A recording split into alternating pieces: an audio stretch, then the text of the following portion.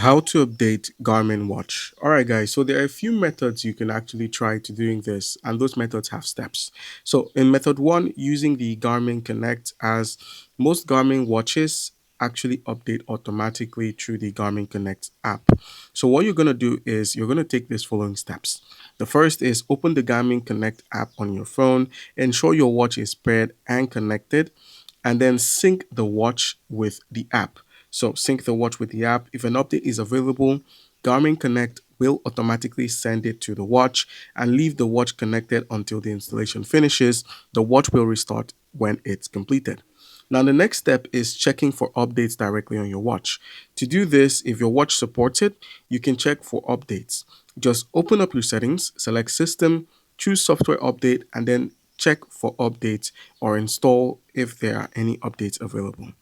And then you could also try checking your current software version. So if you want to know if you're actually up to date, all you need to do is just simply open up your settings, head to System, open up the About page on your system settings, and then you'll be able to view your software version and some other pieces of information on your watch.